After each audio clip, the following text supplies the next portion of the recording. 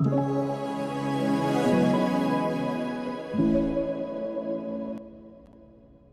Welcome back students. നമ്മുടെ എക്കോണമിയിൽ Kerala economy paper 2 secretariat അസിസ്റ്റൻറ്റിൽ കേരള മോഡൽ ഡെവലപ്മെൻറ്റ് എന്ന് പറയുന്ന ടോപ്പിക്കാണ് നമ്മൾ നോക്കാനായിട്ട് പോകുന്നത്. നമുക്കതിൻ്റെ സിലബസ് ഒന്ന് നോക്കാം. സിലബസിൽ വരുമ്പോൾ നമുക്കറിയാം 15 മാർക്കാണ് കേരള മോഡൽ ഡെവലപ്മെൻറ്റിനുള്ളത്. അതിൽ എന്താണ് ഒരു കേരള മോഡൽ ഡെവലപ്മെൻറ്റ് എന്നതുകൊണ്ട് ഉദ്ദേശിക്കുന്നത്, അതിൻ്റെ എവല്യൂഷൻ എന്താണ്, സിഗ്നിഫിക്കൻസ് എന്താണ്, ഫീച്ചേഴ്സായിട്ട് adult literacy, life expectancy, infant mortality, birth rate, reasons and challenges. പിന്നെ അടുത്ത പോയിൻ്റ് ആയിട്ട് വരുന്ന unemployment, poverty, inequality, gender gap, ageing, woman empowerment programmes. Next one is knowledge economy, startups and brain drain. ഇത്രയാണ് നമുക്ക് Kerala model ഡെവലപ്മെൻറ്റിൻ്റെ അകത്ത് നോക്കാനായിട്ടുള്ളത്. വളരെ പ്രിസൈസായിട്ടും വളരെ concise ആയിട്ടുള്ള ഒരു സിലബസ് ആയിട്ടാണ് നമുക്ക് തന്നിരിക്കുന്നത്. ഇവിടെ ഇമ്പോർട്ടൻ്റ് ആയിട്ട് കുറച്ചധികം ഡാറ്റാസ് നിങ്ങൾ ഓർത്തിരിക്കേണ്ട വരും. കാരണം ഇപ്പോൾ adult literacy rate, life expectancy, infant mortality, birth rate, ഇതിനെല്ലാത്തിൻ്റെയും കൃത്യമായുള്ള ഡാറ്റാസ് PSC ചോദിക്കാനായിട്ടുള്ള സാധ്യതയുണ്ട്. പിന്നെ എന്താണ് ഇതിൻ്റെ ഡെഫിനേഷൻ, അതോടൊപ്പം തന്നെ ഇതിൻ്റെ കമ്പാരിസൺ എങ്ങനെയാണ് വരുന്നത്, ഇതിലേക്ക് കോൺട്രിബ്യൂട്ട് ചെയ്യുന്ന ഫാക്ടേഴ്സ് എന്തൊക്കെയാണ്, ഇതിൻ്റെ ചലഞ്ചസ് എന്തൊക്കെയാണ്, പ്ലസ് ഇതിലേക്കുള്ള സ്കീമുകൾ എന്തൊക്കെയാണ്, കേരള ഗവൺമെൻറ്റിൻ്റെ സ്പെസിഫിക് ആയിട്ടുള്ള സ്കീമുകൾ എന്തൊക്കെയാണ്, അതെല്ലാമാണ് നമുക്ക് ഈ ടോപ്പിക്കിൽ നോക്കാനായിട്ട് വരുന്നത്. സോ ഫസ്റ്റ് വൺ നമ്മൾ ഇന്ന് നോക്കാനായിട്ട് പോകുന്നത് Kerala model development, the evolution, significance and it's features. Okay, എന്താണ് ഒരു കേരള മോഡൽ ഡെവലപ്മെൻറ്റ് എന്നതുകൊണ്ട് ഉദ്ദേശിക്കുന്നത്? ബേസിക്കലി ഒരു വ്യക്തിയുടെ ഹ്യൂമൻ ഡെവലപ്മെൻറ്റ് ഔട്ട്കമ്മിൽ കൂടുതൽ ഫോക്കസ് ചെയ്യുക, അല്ലെങ്കിൽ ആ വ്യക്തിയുടെ പ്രോപ്പറായിട്ടുള്ള ഹ്യൂമൻ ഡെവലപ്മെൻറ്റ് അച്ചീവ് ചെയ്യാനായിട്ട് സഹായിക്കുക. ഹെൽത്ത്, എഡ്യൂക്കേഷൻ, ഇക്വിറ്റി, ഇത്തരത്തിലുള്ള സോഷ്യൽ ഡെവലപ്മെൻറ്റ്, ഇത്തരത്തിലുള്ള കാര്യങ്ങളിലായിരിക്കും എന്ത് ചെയ്യുക, കേരള മോഡൽ ഡെവലപ്മെൻറ്റ് കൂടുതൽ ഫോക്കസ് ചെയ്യുക. ഒരു ഇൻകം ജനറേഷനോ ഒരു വ്യക്തിയുടെ പെർ ക്യാപിറ്റൽ ഇൻകം വളരെയധികം കൂട്ടുകയോ എന്നതല്ല എന്ത് കേരള മോഡൽ ഡെവലപ്മെൻറ്റിൻ്റെ പ്രത്യേകത. പെർ ക്യാപിറ്റൽ ഡെവലപ്മെൻറ്റിന് ഇൻഡിപെൻഡൻ്റ് ആയിട്ട് എത്രയാണ് ആ വ്യക്തി ആനുകാലികമായിട്ട് ഏൺ ചെയ്യുന്നത് ഉണ്ടെങ്കിൽ പോലും ആ വ്യക്തിക്ക് കൃത്യമായിട്ടുള്ള ഹെൽത്തും എഡ്യൂക്കേഷനും ഇക്വിറ്റിയും പ്രൊവൈഡ് ചെയ്യുക. ഇതാണ് എന്ത് കൃത്യമായിട്ട് കേരള മോഡൽ ഡെവലപ്മെൻറ്റിൻ്റെ ഐഡിയ. അപ്പോൾ അവിടെ വരുന്ന ഒരു സോഷ്യൽ ജസ്റ്റിസും വെൽഫെയർ ഗവർണൻസും ഗ്രാസ് റൂട്ട് പാർട്ടിസിപ്പേഷനാണ്. എന്തൊക്കെയാണ്? Social justice, welfare governance and grass root participation. Social justice എന്നുകൊണ്ട് ഉദ്ദേശിക്കുന്നത് എന്താ? എല്ലാ വ്യക്തികൾക്കും കൃത്യമായിട്ടുള്ള സാമൂഹിക നീതി ഉറപ്പാക്കുക, irrespective of the per capital income they are earning. Welfare ഗവർണൻസിലേക്ക് വരുമ്പോഴോ എല്ലാ വ്യക്തികൾക്കും വേണ്ട രീതിയിലുള്ള കാര്യങ്ങൾ, മിനിമം സ്റ്റാൻഡേർഡ്, എല്ലാവർക്കും ഒരേപോലെയല്ല, മിനിമം സ്റ്റാൻഡേർഡ് ഓഫ് ലിവിങ് എല്ലാവർക്കും ഉറപ്പുവരുത്തുക. പ്ലസ് ഗ്രാസ് റൂട്ട് പാർട്ടിസിപ്പേഷൻ, ജനങ്ങളുടെ ഒരു ഗ്രാസ് റൂട്ട് ലെവലിലുള്ള പാർട്ടിസിപ്പേഷൻ, ഗ്രാസ് റൂട്ട് ലെവലിലേക്ക് ജനങ്ങൾക്ക് ഈ പ്രോഡക്ട്സ് കൃത്യമായിട്ട് ഗവൺമെൻറ്റിൽ നിന്ന് എത്തിക്കുക. ഇതാണ് കേരള മോഡൽ ഡെവലപ്മെൻറ്റ് എന്നതുകൊണ്ട് ഉദ്ദേശിക്കുന്നത്. ഇനി എങ്ങനെയാണ് നമ്മൾ ഇതിൻ്റെ ഒരു എവല്യൂഷൻ അല്ലെങ്കിൽ ഒരു ഹിസ്റ്റോറിക്കൽ റൂട്ട് എടുത്തു കഴിഞ്ഞാൽ നമുക്ക് കിട്ടുക? 20th century reform, Travancore Kochi റിഫോംസിൽ നിന്ന് തന്നെ ഒരു കേരള മോഡൽ ഡെവലപ്മെൻറ്റിൻ്റെ ഹിസ്റ്ററി നമുക്ക് പഠിക്കാനായിട്ട് പറ്റും. ഇപ്പം നിങ്ങൾ കേരള ഹിസ്റ്ററി പഠിക്കുമ്പോൾ നിങ്ങൾ ട്രാവൻകൂറിലെ ഓരോ വരുന്ന രാജവംശങ്ങൾ ചെയ്ത ഇമ്പ്രൂവ്മെൻറ്റ്സ് നിങ്ങൾ പഠിക്കും. ഹോസ്പിറ്റൽസ് ആയാലും എഡ്യൂക്കേഷണൽ ഇൻസ്റ്റിറ്റ്യൂഷൻസ് ആയാലും സ്കൂളുകളായാലും കോളേജുകളായാലും ഇതെല്ലാം എന്താണ് കേരള ഡെവലപ്മെൻറ്റിൻ്റെ ഒരു ബേസാണ് പ്ലാൻ ചെയ്യുന്നത്. ഒരു കേരള ഡെവലപ്മെൻറ്റ് ഒരു ബേസും പ്ലാൻ ചെയ്യുകയാണ് എന്ത് ട്രാവൻകൂർ കൊച്ചിയിലെ 20th സെഞ്ച്വറിയിലെ ഒരുപാട് രാജവംശങ്ങളും രാജാക്കന്മാരും ചെയ്യുന്നത്. അവർ മാത്രമാണോ? അല്ല, നമ്മുടെ സോഷ്യൽ റിഫോമേഴ്സും എന്തായിരുന്നു? എഡ്യൂക്കേഷൻ കൃത്യമായിട്ട് പ്രയോറിറ്റൈസ് ചെയ്തിട്ട് എല്ലാ കേരളത്തിലെ ഇമ്പോർട്ടൻറ്റ് സോഷ്യൽ റിഫോമേഴ്സ് എന്താ ചെയ്തത്? എഡ്യൂക്കേഷൻ കൃത്യമായിട്ട് കൊടുക്കണം. എഡ്യൂക്കേഷൻ എല്ലാവർക്കും തുല്യമായിട്ട് കിട്ടാൻ വേണ്ടി സമരം ചെയ്ത നാടാണ് നമ്മുടെ. അപ്പോൾ അവിടെ മുതൽ ഹെൽത്തിനെ നമ്മൾ പ്രയോറിറ്റൈസ് ചെയ്യുന്നു. ഫീമെയിൽ ലിറ്ററസി, പബ്ലിക് ഹൈജീൻ, ഇതിനെയും നമ്മൾ പ്രയോറിറ്റൈസ് ചെയ്യും. സോ നമ്മുടെ ഹിസ്റ്ററിക്കൽ റൂട്ട്സ് കിടക്കുന്ന എവിടെയാണ്? കേരള ഹിസ്റ്ററിയിലാണ്. കേരള ഹിസ്റ്ററിയിലെ നമ്മുടെ നവോത്ഥാന മുന്നേറ്റങ്ങളായാലും നമ്മുടെ രാജവംശങ്ങളിൽ വന്ന ഇമ്പ്രൂവ്മെൻറ്റ്സ് ആയാലും ഇതെല്ലാം എന്താണ് ഒരു കേരള മോഡൽ ഡെവലപ്മെൻറ്റിൻ്റെ ബേസ് സെറ്റ് ചെയ്യുന്നത് അവിടെ നിന്നാണ്. നമ്മുടെ ആൻറ്റി കാസ്റ്റ് മൂവ്മെൻറ്റ്, നമ്മുടെ സോഷ്യൽ റിലയൻസ് സെൻസ്, ഇതെല്ലാം എവിടെയാണ്? നമ്മുടെ ഒരു ഇൻക്ലൂസീവ് പോളിസീനെ ഷേപ്പ് ചെയ്യുന്നത് ഈ മൂവ്മെൻറ്റ്സ് മുതലാണ്. പിന്നീട് അവിടെ നിന്ന് നമ്മൾ 1957 കേരള സ്റ്റേറ്റിൻ്റെ ഒരു ഫോർമേഷൻ നടക്കുന്നുണ്ട്. അതിനുശേഷം പിന്നീട് അങ്ങോട്ട് ഗവൺമെൻറ്റുകൾ കൃത്യമായിട്ട് ഈ കേരള മോഡൽ ഡെവലപ്മെൻറ്റിനെ ഫോക്കസ് ചെയ്തിട്ടുണ്ട്. ഒരു 1957 ശേഷമാണെങ്കിലോ നമ്മുടെ ഭൂപരിഷ്കരണ നിയമം, ദ ലാൻഡ് റിഫോംസ് എങ്ങനെയായിരുന്നു? കൃത്യമായിട്ട് ഭൂ ഉടമകളില്ലാത്തവർക്ക്, ഭൂമി സ്വന്തമായിട്ടില്ലാത്തവർക്ക് കൃത്യമായിട്ട് അത് പതിച്ചു നൽകുക, അവർക്ക് കൃത്യമായിട്ടുള്ള പട്ടയങ്ങൾ അനുവദിക്കുക. യൂണിവേഴ്സൽ പബ്ലിക് എഡ്യൂക്കേഷൻ, സ്കൂളുകളിലും ടീച്ചിങ്ങുകളിലും ഇൻവെസ്റ്റ് ചെയ്യുക, എല്ലാവർക്കും തുല്യമായ വിദ്യാഭ്യാസം നൽകുക. പബ്ലിക് ഹെൽത്ത് കെയർ അല്ലെങ്കിൽ പ്രൈമറി ഹെൽത്ത് കെയർ എങ്ങനെയാണ്?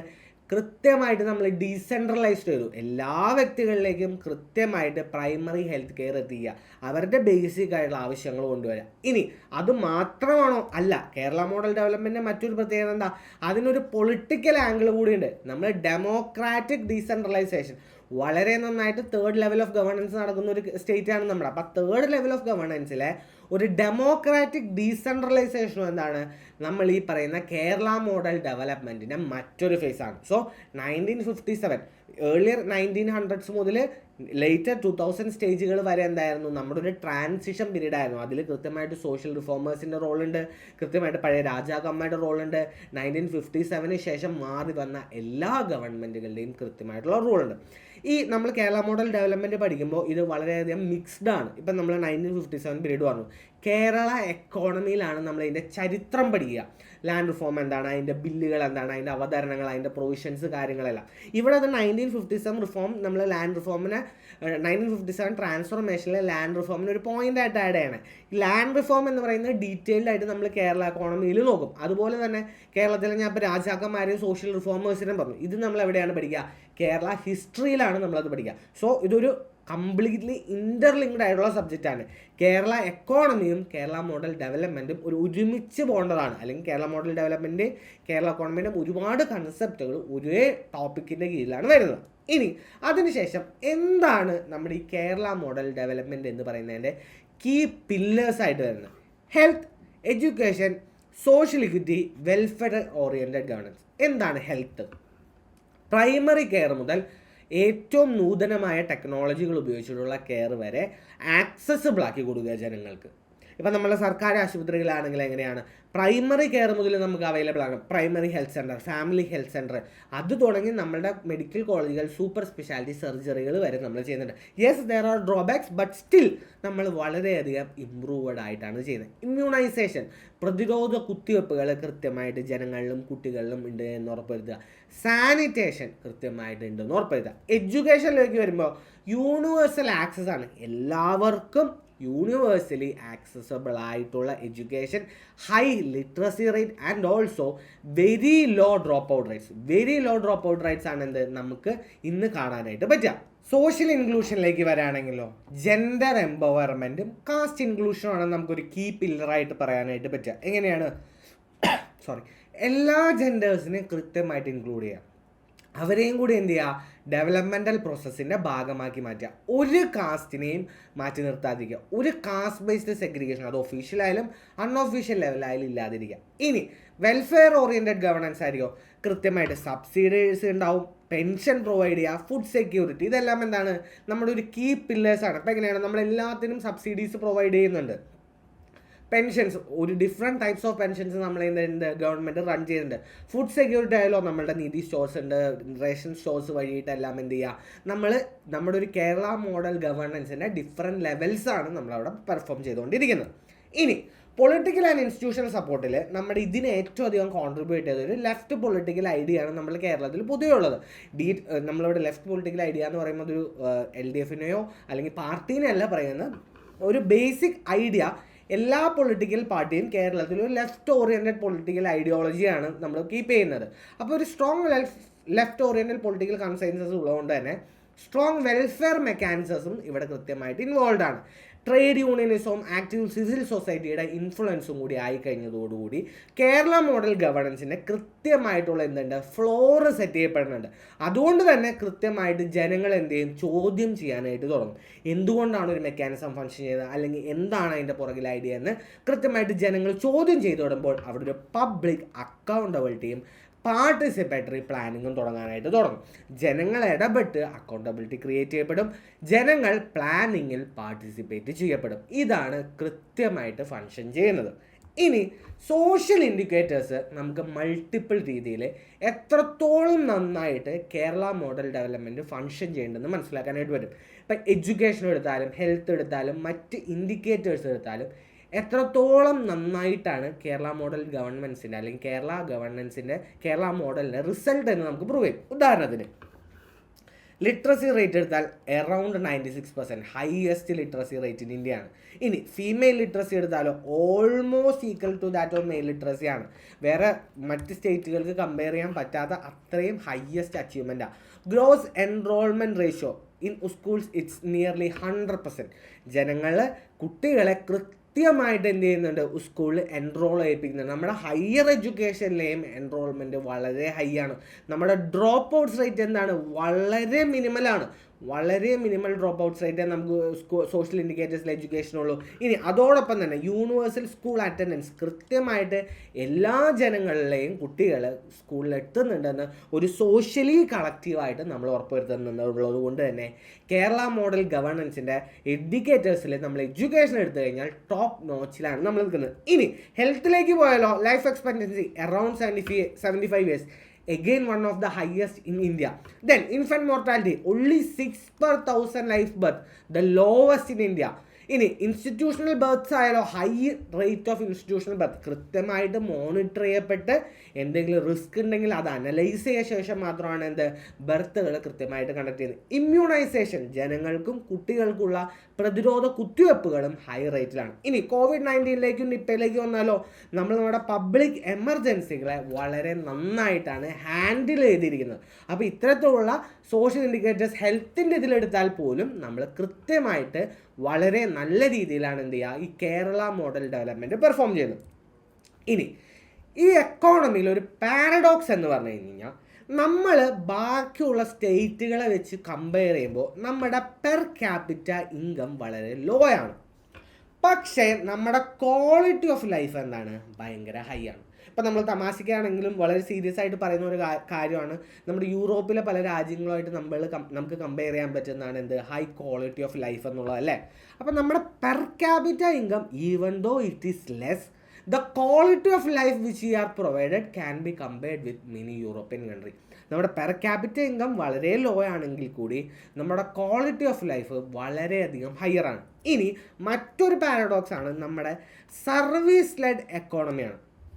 നമ്മുടെ എക്കോണമിയുടെ ഡിഫറെൻ്റ് ആയിട്ടുള്ള കാര്യങ്ങൾ നോക്കിക്കഴിഞ്ഞ് കഴിഞ്ഞാൽ നമ്മുടെ പ്രൈമറി, സെക്കൻഡറി, ടെർഷറിയിലാണ് നമ്മുടെ സർവീസ് സെക്ടർ വരുന്നത്. ഈ സർവീസ് സെക്ടറാണ് കേരള എക്കോണമിയിലെ മേജർ കോൺട്രിബ്യൂട്ടറായിട്ട് നിൽക്കുന്നത്. ഹൈ മെജോറിറ്റി കോൺട്രിബ്യൂട്ടറായിട്ട്, അല്ലെങ്കിൽ highest employer at the same time highest contributor to the economy ആയിട്ട് നിൽക്കുന്ന ആരാണ്, സർവീസ് ലെഡ് ആണ്. സർവീസസ് ആണ്, അല്ലെങ്കിൽ ടെർഷറി സെക്ടറാണ് നമ്മുടെ എക്കോണമീനെ പിടിച്ചിരുന്നത്. Plus global remittance. Non resident Keralites, ഇപ്പം നമുക്ക് പറയാനായിട്ട് പറ്റും ലോകത്തിൻ്റെ ഏതറ്റത്ത് പോയാലും ഒരു മലയാളി ഉണ്ടെന്ന്. ബേസിക്കലി ഇതാണ്, നോൺ റെസിഡൻറ്റ് കേരളൈറ്റ്സിൻ്റെ ഹൈ ഗ്ലോബൽ റെമിറ്റൻസ് ആണ് നമ്മുടെ ഈ കേരള മോഡൽ എക്കോണമീനെ ഇങ്ങനെ ചലിപ്പിക്കുന്നത്. So high rate of global remittance from the non resident Keralites plus the service led economy. ഇതാണ് നമ്മുടെ കേരള മോഡൽ ഡെവലപ്മെൻറ്റിൻ്റെ ഒരു ഇൻറ്റേർണൽ പുഷ് പ്രൊവൈഡ് ചെയ്യാനായിട്ട് സഹായിക്കുന്നത്. ഇനി ഇതിന് ഗ്ലോബൽ റെക്കഗ്നിഷൻ, ഈ കേരള മോഡൽ ഡെവലപ്മെൻറ്റ് എന്ന് പറയുന്ന ടേം, അല്ലെങ്കിൽ കേരള മോഡൽ എന്ന് പറയുന്ന ടേം കോയിൻ ചെയ്തത് അമർത്യ സെന്നാണ്. അമർത്യ സെന്നാണ് ഈ കേരള മോഡൽ ഡെവലപ്മെൻറ്റ് എന്ന് പറയുന്നത് 1980s ഇത് കോയിൻ ചെയ്യുന്നത്. ഒരുപാട് ഇൻ്റർനാഷണൽ ഓർഗനൈസേഷൻ, യുണൈറ്റഡ് നേഷൻസ് ആയാലും വേൾഡ് ബാങ്ക് ആയാലും അല്ലെങ്കിൽ IMF ആയാലും, ഇതെല്ലാം മൾട്ടിപ്പിൾ ടൈംസ് ഈ മോഡലിൻ്റെ മൾട്ടിപ്പിൾ സെക്ടേഴ്സിനെ, മൾട്ടിപ്പിൾ കമ്പോണൻസിനെ കൃത്യമായിട്ട് സ്റ്റഡി ചെയ്തിട്ടുണ്ട്. എങ്ങനെയാണ് ഈ ഗ്രോത്ത് നടക്കുന്നത്, അതിലെ ഫോക്കസ് എന്താണ്, അതിൻ്റെ മോഡൽസ് എന്തൊക്കെയാണ് കൃത്യമായിട്ട് പഠനങ്ങൾ നടത്തിയിട്ടുണ്ട്. ഇനി അതോടൊപ്പം തന്നെ ഗ്ലോബൽ സൗത്തിലേക്ക് വരുമ്പോൾ, സൗത്ത് കോണ്ടിനെൻ്റ് അല്ലെങ്കിൽ ഗ്ലോബൽ സൗത്തിലേക്ക് വരുമ്പോൾ മൾട്ടിപ്പിൾ ഏരിയാസിൽ ശ്രമിച്ചിട്ടുണ്ട്, ഈ മോഡൽ റെപ്ലിക്കേറ്റ് ചെയ്യാനായിട്ട് ശ്രമിച്ചിട്ടുണ്ട്. കേരള മോഡൽ ഡെവലപ്മെൻറ്റിനെ ലോകത്തിൻ്റെ പല ഭാഗങ്ങളിലും ഇതുപോലെ തന്നെയുള്ള സിമിലർ കണ്ടീഷൻസ് ഉള്ള പല ലോക രാജ്യങ്ങളിലും ഇതിനെ റെപ്ലിക്കേറ്റ് ചെയ്തിട്ട് ഇംപ്ലിമെൻറ്റ് ചെയ്യാനായിട്ടും ശ്രമിച്ചിട്ടുണ്ട്. ഇനി ലേറ്റസ്റ്റ് റാങ്കിങ് എന്തൊക്കെയാണ്? സസ്റ്റൈനബിൾ ഡെവലപ്മെൻറ്റ് ഗോൾ ഇൻഡെക്സിൽ rank is number 1 in India. Score is 79. Data ഓർത്തിരിക്കണേ, rank number 1 and score is 79. Multi dimensional poverty ഇൻഡെക്സോ only 0.002, one of the lowest in India. ഇനി നമ്മൾ ഈ പറയുന്നതിൽ ഏതെല്ലാം സെക്ടേഴ്സിലാണ് കേരള ടോപ്പ് പെർഫോമർ ആയത്? Health, education, gender equity and environmental goals. PSC ചോദിച്ചിട്ടുള്ളതാണ് health, education, gender equity and environmental goals. So Kerala is top performing in health, education, gender equity and environmental goals. And STG rank എത്രയാണ്? Rank number 1 with score of 79. ഇനി എന്താണ് Kerala face ചെയ്യുന്ന ചലഞ്ചസുകൾ? ഇത്രയും നല്ലൊരു Kerala model development, ഇത്രയും നല്ല social security, ഇത്രയും social benefit കാര്യങ്ങളെല്ലാം നമ്മൾ ഉണ്ടാക്കി. പക്ഷേ ഭാവിയിലേക്ക് പോകുമ്പോൾ നമ്മൾ വളരെയധികം ചലഞ്ചസ് ഈ പറയുന്ന കേരള മോഡലിന് ഫേസ് ചെയ്യുന്നു. ഒന്നാമത് നമ്മുടെ ലൈഫ് സ്റ്റൈൽ ഡിസീസസിൻ്റെ എണ്ണം വളരെയധികം കൂടുകയാണ്. ഇപ്പോൾ ചെറുപ്പക്കാരിൽ വരെ ലൈഫ് സ്റ്റൈൽ ഡിസീസ് വളരെയധികം കൂടുകയാണ്. അതോടൊപ്പം തന്നെ ഏജിങ് പോപ്പുലേഷൻ്റെ പ്രായം കൂടുക, അതായത് number of younger people in the population is getting reduce, number of people with higher age is getting increase. പ്രായം കുറഞ്ഞ കുട്ടികളുടെ എണ്ണം ഒരു പോപ്പുലേഷനിൽ കുറയാണ്, അതേസമയം പ്രായം കൂടിയ ആളുകളുടെ എണ്ണം ഒരു പോപ്പുലേഷനിൽ കൂടിയാണ്. സോ ഇത് രണ്ടും കൂടി സംഭവിക്കുമ്പോൾ എന്ത് പറ്റും? ലൈഫ് സ്റ്റൈൽ ഡിസീസുകളും ഉണ്ടാവാണ്, ഒരു പോപ്പുലേഷനിൽ പ്രായം കൂടിയ ആളുകളുടെ എണ്ണവും കൂടിയാണ്. അപ്പോൾ എന്ത് പറ്റും? ടോട്ടലി അതിൻ്റെ പ്രൊഡക്ടിവിറ്റി താഴേക്ക് വരും. So it will lead to unemployment and over dependence. എന്തിലേക്ക് ലീഡ് ചെയ്യും? അൺഎംപ്ലോയ്മെൻറ്റിലേക്ക് ലീഡ് ചെയ്യും. അത് മാത്രമല്ല, നമ്മുടെ ഓവർ ഡിപ്പെൻഡൻസ്, നമ്മുടെ റെമിറ്റൻസിൽ വളരെയധികം നമ്മൾ ഓവർ ഡിപ്പെൻഡൻ്റ് ആണ്. ഇപ്പോൾ ലോകത്തിലെ എല്ലാ രാജ്യത്തും മലയാളികളുണ്ട്, പക്ഷേ ഈ റെമിറ്റൻസിലാണ് എന്ത് ചെയ്യുക? നമ്മുടെ പല വീടുകളും കഴിഞ്ഞു പോകുന്നത്. അതുകൊണ്ട് തന്നെ അതിലുള്ള ഓവർ റെമിറ്റൻസ് ചിലപ്പോൾ നമുക്ക് ഭാവിയിൽ ഒരു പ്രശ്നമായിട്ട് വരാം. പ്ലസ് ഇൻഡസ്ട്രിയൽ ഡൈവേഴ്സിഫിക്കേഷൻ ഇല്ലായ്മ. വളരെ നീഷ് സെഗ്മെൻറ്റിൽ വളരെ സ്മോൾ നമ്പർ ഓഫ് ഇൻഡസ്ട്രീസേ നമുക്ക് എന്ത് ചെയ്യുന്നുള്ളൂ? കേരളത്തിൽ ഫങ്ഷൻ ചെയ്യുന്നുള്ളൂ. ഇൻഡസ്ട്രീസ് എന്താണ്? ഇൻഡസ്ട്രീസിൻ്റെ പ്രത്യേകത എന്താണ്? ലാർജ് നമ്പർ ഓഫ് പീപ്പിളിന് ജോബ് കൊടുക്കാനായിട്ട് സഹായിക്കും, ലാർജ് പ്രൊഡക്ടിവിറ്റി ഉണ്ടാക്കാനായിട്ട് സഹായിക്കും, large contribution to the economy നടത്താനായിട്ട് സഹായിക്കും. പക്ഷേ കേരളത്തിൻ്റെ പ്രശ്നം എന്താണ്? അത്തരത്തിലുള്ള ഒരു ലാർജ് ഇൻഡസ്ട്രിയൽ ഡൈവേഴ്സിഫിക്കേഷൻ കേരളത്തിലില്ല. അതുകൊണ്ട് തന്നെ ഇത് ഭാവിയിലൊരു പ്രശ്നമായിട്ട് വരാം. ഇനി സസ്റ്റൈനബിൾ അർബണൈസേഷനും ഡിജിറ്റൽ ഗവേണൻസിൻ്റെയും ചലഞ്ചസും നമുക്ക് ഭാവിയിൽ നേരിടാനായിട്ടുള്ള ചാൻസസ് ഉണ്ട്. ഇനി നമ്മുടെ സിലബസ് നോക്കിക്കഴിയുമ്പോൾ നിങ്ങൾ ഫീച്ചേഴ്സ് എന്ന് പറയുന്ന കുറച്ച് കാര്യങ്ങൾ കണ്ടു. അതിൽ 2-3 ഡിഫറെൻറ്റ് മെട്രിസസുകളാണ് പറഞ്ഞത്. ഇപ്പോൾ adult literacy rate, infant mortality rate, literacy rate, ഇത്തരത്തിലുള്ള കാര്യങ്ങൾ പറഞ്ഞു. അപ്പോൾ നമ്മൾ ഇവിടെ എടുത്തിരിക്കുന്ന ഒരു അപ്രോച്ച് എന്ന് പറഞ്ഞു കഴിഞ്ഞാൽ എന്താണ് അത് എന്ന് ആദ്യം നമ്മൾ പറയും. അഡൽട്ട് ലിറ്ററസി റേറ്റ് എന്താണ്? അഡൽട്ട് ലിറ്ററസി റേറ്റ് കൊണ്ട് ഉദ്ദേശിക്കുന്നത്. 2, ഇതിൻ്റെ കറൻറ്റ് സ്റ്റാറ്റിസ്റ്റിക്സ് എന്താണ്? കേരള ലെവലിലും നാഷണൽ ലെവലിലും. 3rd വൺ, ഇതിന് ബേസ് ചെയ്തിട്ടുള്ള സ്കീമുകൾ എന്തൊക്കെയാണ്, ഇതിൻ്റെ ചലഞ്ചസും ഇതിൻ്റെ റീസൺസും എന്താണ്. ഈ ഒരു അപ്രോച്ചായിരിക്കും നമ്മൾ ഈ പറയുന്ന എല്ലാ മെട്രിസസിലും എടുക്കാം. ഇവിടെ ശ്രദ്ധിക്കേണ്ട 2 പോയിൻറ്റ്സ്. ഇവിടെ കൊടുത്തിരിക്കുന്ന ഡാറ്റാസ് ഏറ്റവും ലേറ്റസ്റ്റ് ആയിട്ടുള്ള ഡാറ്റ തന്നെയാണ്. ബട്ട് സ്റ്റിൽ ഏതെങ്കിലും ഒഫീഷ്യൽ ഗവൺമെൻറ് പുതിയ ഡാറ്റ വരികയാണെങ്കിൽ നിങ്ങൾ ആ ഡാറ്റ അപ്ഡേറ്റ് ചെയ്തിരിക്കണം. ഏതെങ്കിലും പുതിയ ഒഫീഷ്യൽ ഗവൺമെൻറ് ഡാറ്റ വരികയാണെങ്കിൽ അതൊന്ന് അപ്ഡേറ്റ് ചെയ്യണം. 2, പ്രോഗ്രാംസ്. കേരള ഗവൺമെൻറ്റിന് ഒരു 100-150 പ്രോഗ്രാംസ് ഉണ്ട്. അപ്പം നമ്മൾ അതിൽ ഏറ്റവും ഇമ്പോർട്ടൻ്റ് ആയ ഈ ടോപ്പിക്കിനോട് ഏറ്റവും ചേർന്ന് കിടക്കുന്ന പ്രോഗ്രാമുകളാണ് നമ്മൾ എടുക്കുക. കുറച്ച് പ്രോഗ്രാംസ് നമ്മൾ കേരള എക്കോണമിയിൽ നോക്കും, കുറച്ച് പ്രോഗ്രാംസ് നമ്മുടെ കറണ്ട് അഫയേഴ്സിലും പോകും. അങ്ങനെ അത് ടോട്ടലി കവർ ആവും. ബട്ട് സ്റ്റിൽ ഇതിൽ നമ്മളുടെ പ്രോഗ്രാംസ് മാക്സിമം ഇതിനോട് ചേർന്ന് നിൽക്കുന്ന 3-4 പ്രോഗ്രാംസാണ് എടുത്തിരിക്കുന്നത്. പക്ഷേ ഇതിൽ മാത്രം ലിമിറ്റ് ചെയ്ത് നിൽക്കരുത്. വെൽഫെയർ പ്രോഗ്രാംസോ സ്കീമുകളോ ഇതിൻ്റെ പുറത്തേക്ക് കാണുകയാണെങ്കിൽ അതും കൂടി നോക്കിയിരിക്കണം. ഇനി ഫസ്റ്റ് ഫീച്ചറായിട്ട് പറയുന്നതാണ് അഡൽട്ട് ലിറ്ററസി റേറ്റ്. എന്താണ് അഡൽട്ട് ലിറ്ററസി റേറ്റ്? ഒരു പെർസെൻറ്റേജ്, ഒരു പോപ്പുലേഷനിൽ 15 വയസ്സിൽ കൂടുതലുള്ള ഇൻഡിവിജ്വൽസിന് എഴുതാനും വായിക്കാനും കഴിയുന്നു. The percentage of individuals age 15 or above who can read and write with understanding. ഇതാണ് എന്ത്? അഡൽട്ട് ലിറ്ററസി റേറ്റ് എന്ന് പറഞ്ഞാൽ. എന്താണ് കേരളത്തിലെ? 94% ആണ്. മെയിലിൻ്റെയോ 96.11%, ഫീമെയിലിൻ്റെ 92.07%, നാഷണൽ ആവറേജോ അറൗണ്ട് 77.77%. അത്രയും ഡിഫറൻസസ് കേരളമായിട്ടുണ്ട്. സ്റ്റാറ്റ് ഓർത്ത് വയ്ക്കണം. Kerala 94%, മെയിലാണെങ്കിൽ 96.11%, female 92.02%, national level average 77%. കൃത്യമായിട്ട് UPSC ചോദിക്കാനുള്ള സാധ്യതയുണ്ട്. ഇനി എന്താണ് കേരളത്തിൻ്റെ ഇത്രയും ഹൈ സക്സസ്സിനുള്ള കാരണം? ഒന്നാമത് ഒബ്വിയസ്ലി ഏർലി ഇൻവെസ്റ്റ്മെൻ്റ് ആണ്. നമ്മൾ നേരത്തെ ഹിസ്റ്ററി പറഞ്ഞപ്പോൾ പറഞ്ഞു, നമ്മുടെ സോഷ്യൽ റിഫോമേഴ്സ് ആയാലും മാറി മാറി വന്ന രാജവംശങ്ങളായാലും എന്താണ്, എഡ്യൂക്കേഷൻ്റെ ഇമ്പോർട്ടൻസ് കൃത്യമായിട്ട് അവർക്ക് മനസ്സിലായിരുന്നു. അതുകൊണ്ട് തന്നെ എന്ത് ചെയ്തു, അവർ ഏർലി ആയിട്ട് പബ്ലിക് എഡ്യൂക്കേഷനിലും യൂണിവേഴ്സിറ്റി പ്രൈമറി സ്കൂളിങ്ങിലും ഇൻവെസ്റ്റ് ചെയ്തിരുന്നു. ഈ ഇൻവെസ്റ്റ്മെൻ്റ് ആണ് പിന്നീട് നമ്മുടെ അഡൽട്ട് ലിറ്ററസിയിലേക്ക് ട്രാൻസ്ഫോം ചെയ്യുന്നത്. പിന്നെ മിഡ് ഡേ മീൽ സ്കീം, നമ്മുടെ അതിനുശേഷം ഗവൺമെൻറ്റിനും എന്ത് തോന്നി, കൃത്യമായിട്ട് എഡ്യൂക്കേഷൻ ഇമ്പോർട്ടൻസ് മനസ്സിലായി. 57 ശേഷം എഡ്യൂക്കേഷനെ കൃത്യമായിട്ട് ഗവൺമെൻറ്റിൻ്റെ കീഴിലേക്ക് കൊണ്ടുവന്നു. എല്ലാ വ്യക്തികൾക്കും കൃത്യമായിട്ടുള്ള എഡ്യൂക്കേഷൻ ഉണ്ട് എന്ന് ഉറപ്പുവരുത്തി. ഇനി മിഡ് ഡേ മീൽ സ്കീം, ഉച്ചയൂണ് പദ്ധതി അല്ലേ, ഉച്ചയ്ക്ക് നമ്മൾ ടെക്സ്റ്റ് ബുക്കുകൾ നമ്മൾ ഫ്രീ ആയിട്ട് കൊടുക്കുകയാണ്. ഡ്രോപ്പ് ഔട്ട് റേറ്റ്സിന് നമുക്ക് കുറയ്ക്കാൻ പറ്റി. നമ്മൾ മീൽസ് കൊടുക്കുന്നു. ഏറ്റവും ലേറ്റസ്റ്റ് ആയിട്ട് എന്താണ്, നമ്മൾ ബ്രേക്ക്ഫാസ്റ്റിലേക്ക് വരെ എത്തി നിൽക്കുകയാണ്. സോ ഇതെന്ത് ചെയ്യും, കുട്ടികളെ സ്കൂളുകളിലേക്ക് കൂടുതൽ ആകർഷിക്കും. അതോടൊപ്പം തന്നെ ഡ്രോപ്പ് ഔട്ട് റേറ്റ്സ് എന്ത് ചെയ്യും, വളരെയധികം കുറയ്ക്കാനായിട്ട് സാധിക്കും. ഇനി അത് മാത്രമാണ് അല്ല, വുമൺ സെൻട്രിക് ആയിട്ടുള്ള ലിറ്ററസി റൈറ്റ്, സാക്ഷരതാ മിഷൻ. എന്താണ് നമ്മൾ ചെയ്യുന്നത്, വുമൺ സെൻട്രിക് ആയിട്ട് വുമണിനെയും കൂടി ഇൻക്ലൂഡ് ചെയ്യണം. അവരും കൂടി എന്താണ് ഈ എഡ്യൂക്കേഷൻ്റെ പാർട്ടാവണം. അവരെയും കൂടി കണ്ടെടുത്തിട്ട് അവരെ മാറ്റി നിർത്തുക, ഏറ്റവും അധികം മാറ്റി നിർത്താൻ സാധ്യതയുള്ള ഒരു സെക്ടറാണ് വുമണിനെ. അപ്പോൾ അവരെയും കൂടി നമ്മൾ ഇൻക്ലൂഡ് ചെയ്യണമെന്ന് മനസ്സിലാക്കിയിട്ട് അവർക്ക് വേണ്ടി സ്പെഷ്യൽ ലിറ്ററസി ഡ്രൈവുകളും നമ്മൾ നടത്തുകയുണ്ടായി. ഇനി പൊളിറ്റിക്കൽ കമ്മിറ്റ്മെൻറ്റ് കേരളത്തിലെ ഒരു ഗവൺമെൻറ്റും ഇതുവരെ എന്ത് ചെയ്തിട്ടില്ല, എഡ്യൂക്കേഷൻ വേണ്ട അല്ലെങ്കിൽ എഡ്യൂക്കേഷൻ നെഗ്ലക്റ്റ് ചെയ്യാമെന്ന് തീരുമാനിച്ചിട്ടില്ല. വരുന്ന എല്ലാ ഗവൺമെൻറ്റും എന്ത് ചെയ്തു, കൃത്യമായിട്ട് പൊളിറ്റിക്കൽ വില്ലോടുകൂടി എഡ്യൂക്കേഷനെ മോഡേണൈസ് ചെയ്യണം, എഡ്യൂക്കേഷനിൽ മാറ്റങ്ങൾ കൊണ്ടുവരണം, എഡ്യൂക്കേഷനിൽ കൃത്യമായിട്ട് മുന്നേറ്റങ്ങൾ കൊണ്ടുവരണം. ഇപ്പോൾ ഫോർ എക്സാമ്പിൾ നമ്മളിപ്പോൾ പറയുകയാണെന്നുണ്ടെങ്കിൽ ഏത് ഗവൺമെൻറ് ആയാലും എന്താണ് അവരുടെ തെരഞ്ഞെടുപ്പിലേക്ക് പോകുമ്പോൾ അവരുടെ ഫസ്റ്റ് പ്രയോറിറ്റി ആയിട്ട് വയ്ക്കുന്നത് എന്താ, ഞങ്ങൾ ഇത്ര സ്കൂളുകൾ പണിതു, ഞങ്ങളുടെ ഭരണ സമയത്ത് കൃത്യമായിട്ട് വിദ്യാർത്ഥികൾക്ക് ഇന്ന രീതിയിലുള്ള ഡെവലപ്മെൻറ്റ് നടന്നു എന്നാണ് അവർ ഏറ്റവും ആദ്യം അവരുടെ പ്രകടന പത്രികയിൽ പോലും വെക്കുന്നത്. അല്ലെങ്കിൽ ഞങ്ങൾ ഹൈടെക് സ്കൂളുകൾ ഉണ്ടാകും. ഇതെന്താണ്, സ്ട്രോങ് പൊളിറ്റിക്കൽ കമ്മിറ്റ്മെൻ്റ് ആണ്.